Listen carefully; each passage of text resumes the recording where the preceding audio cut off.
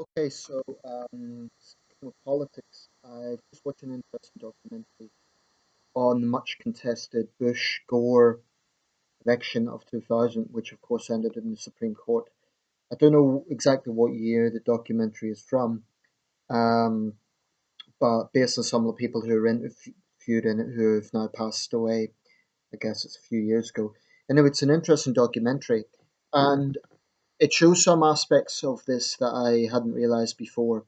I always knew that this was a deeply contested election, and there had always been question marks about the fact that Bush's brother, of course, was governor of Florida, and the woman in charge of I believe it was the Electoral Commission in Florida, was a Republican and closely aligned with the Bush campaign. But I also believe that there were aspects of the Gore campaign that made fatal mistakes. Let's first of all start with the fact Al Gore and Joe Lieberman got more popular votes. That's irrefutable. Um, and that is actually reminiscent of the 1876 election. For those aficionados of history out there, in that year, Samuel Tilden, the Democrats, got more popular votes than Rutherford B. Hayes. But Rutherford B. Hayes got more electoral college votes, which meant he became president. I'm not sure how contentious that was back in 1876. I'm not sure if that went to the Supreme Court. Certainly, the media coverage would have been less because it was 1876. It would have been very different. Um, 2000 was sort of before the time I started following politics closely. I wasn't that interested in politics back then. It was 2004 was the first election I followed with significant interest. But it does, I think, raise questions about the American system and also the British system.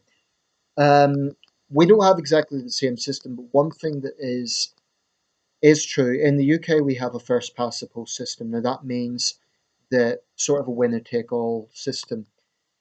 One of the strong arguments in favour of this is ostensibly it provides strong government, but you have a situation. I'll just talk a little bit about the British situation where the popular votes don't necessarily correspond with the number of seats.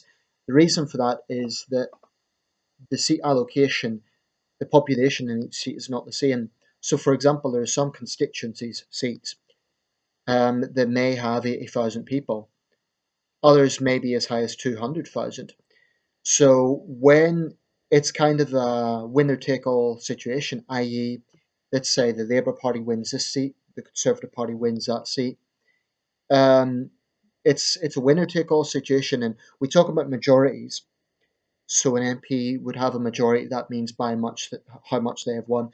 Incidentally, an MP is broadly the equivalent of a senator. Broadly speaking, it's not exact, obviously.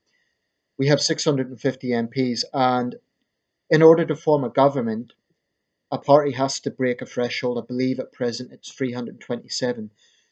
If there's a situation where they get less than that, there could be negotiations as what happened in 2010 for a hung parliament. What that would mean is coalition talks. That's what happened when the Conservatives, who had just under 327, got into coalition talks with the Liberal Democrats. There's a few documentaries around about that. Now, the problem is you have a situation in 2015. I'll give an example. The Liberal Democrats, which were traditionally the third largest party in British politics, got approximately 2.5 million votes. With that, they got just 8 MPs. Eight. So, eight people representing 2.5 million votes. The Scottish National Party got approximately 1.5 million votes. Now, bear in mind they only operate in Scotland, but approximately 1.5 million votes. They got, I believe it was 58 or 59 MPs. And that doesn't make sense. One reason for that could be that the constituencies in Scotland have a smaller population. And maybe it's not the best example because of the Scottish National Party aren't competing with the Lib Dems in England. But the point is, it sends out an image that the SNP is a bigger party when they're not. They're a smaller party. The third party actually now in terms of popular vote would be UKIP, as much as I don't want to say that. The Liberal Democrats are fourth, the SNP would be fifth in terms of popular vote, and I think the Greens would be sixth. So I've long believed that we need electoral reform in this country to be more reflective of the popular vote. It's more democratic. People may say it creates instability. I'm not sure about that. It seems to work in other strong democracies like Germany. Um, the problem is that in the British psyche, coalition is not, and I might be going off a little bit on a tangent here, but the British just aren't used to coalition. They see it as kind of betrayal. Whereas in countries like Germany, it's the norm. In Britain, it's kind of like if a leader talks to another party, they're almost seen as a traitor. I think sometimes we're too partisan in this country. We almost see bipartisan work as being a dirty word, and I don't know why.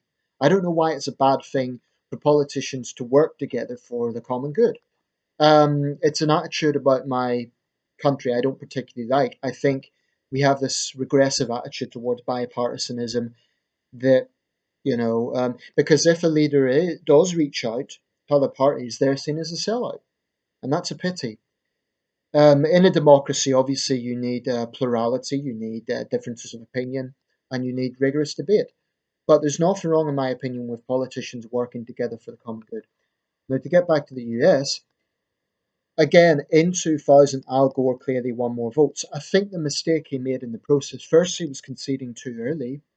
But as his campaign team says, with the information that they had, based on the fact that the networks were calling it for Bush, and the networks generally don't act without solid information, they didn't have much choice. But in retrospect, I think one of the mistakes that the Gore campaign made was when they were investigating into this, when it was ongoing, they wanted recounts in the pro Democrat counties of Florida only. If they were going to do it across the board, they should have done it across the board, including the pro Bush counties. That way, they would really ascertain that there was some sort of corruption going on. Of course, on the surface, I really don't know if there was corruption in Florida. Certainly, the way some of those voting machines were designed seemed completely absurd, impractical. But the allegation that people like Michael Moore make that the Bush family was outright involved in corruption, I'm not sure that's quite fair.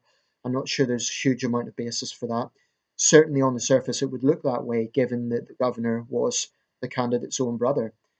And the woman in charge of the commission for investigating it was part of the Bush campaign team. I think that was a mistake. I think they should have temporarily appointed someone else. So there still remains a lot of questions. Obviously, it was 16 years ago now. It's going to make no difference now. In my opinion, there needs to be electoral reform in both the US and the UK. Our systems aren't exactly the same, but there is some similarities in that, in the case of the US, the Electoral College, in the case of the UK, the seat allocation matters more than the popular vote. Now, in my opinion, that's problematic because I know some people are wary of that sort of direct democracy, but if democracy is going to be democracy, then it has to go by the will of the people. And let's say, for the sake of argument, this election coming up, 10 days, I think is going to be really tumultuous. Obviously, these new revelations that Clinton's being investigated by the FBI, I think that's going to cause an earthquake. I think that might seriously damage her campaign. And if Trump wins the election, I believe it would be because of this. There are people out there who are saying that all the networks have got it wrong. Trump is going to win. I think this is going to be a very interesting election. I'm going to stay up all night on election night and I'll be watching Florida closely. It's going to be an interesting election. Now, if it's close, if it's very close, we're going to see a repeat of 2000. I don't think it will be close. I think Clinton is going to soar ahead in electoral votes. I can't prove that, but that's my speculation. But if it is close, if there are a lot of undecideds who maybe they're embarrassed to vote for Trump or to say that they're voting for Trump, this isn't unheard of. In 1992, John Major got essentially a landslide, although it's not really recognised today. But he actually got more electoral votes, popular votes, than any prime minister in British history, including Tony Blair. We often talk about Tony Blair's landslide in 97. Actually, John Major in 92 got more votes. But the problem was in 1992, the Tories were widely despised. So people who voted Tory were almost felt guilty to admit it. This was coming after the poll tax. Margaret Thatcher was deeply controversial. Major was seen as a relatively weak prime minister, so that was a major shock. Neil Kinnock, the opposition leader at the time, had ran a presidential style campaign, and that backfired. Major won it, there was no question of that. But I think if Trump wins, it will be a combination of what has just happened with Hillary Clinton, and it has to be emphasized she hasn't been found guilty at this point. There's people on the Trump side who are saying outright she is guilty. I think due process should take place. But if she loses, it will be because of this. And I also think it will be from what I would call the hidden Trump voters. There's a very bombastic, very vocal Trump supporters who are very, very gung ho about Trump, literally in some cases. Then there's some more moderate Trump supporters who just say we support Donald Trump, we don't agree with everything he says, but we think he's the better candidate. And then there's a third category, I believe, the hidden Trump supporter. And if Hillary Clinton loses, I think that will be the case. Pollsters can get it wrong. Most of the time they get it right, but they can get it wrong. And this may be a shock year. Be interesting to see what happens. And if Clinton does win, there's going to be fireworks anyway. Because Donald Trump has now got himself into a position where even if the gap is big, he has basically promised his supporters that he'll put up a fight and make an issue of it. So he's going to have to do that, otherwise he's going to let down his own side. So it's going to be an explosive election, I believe, possibly even bigger than the 2000 election in terms of how explosive it's going to be. It's going to be fascinating. But by the same token, I hope it's not drawn out because that wouldn't be good for America. So, anyway, let me know your thoughts. Thanks for watching.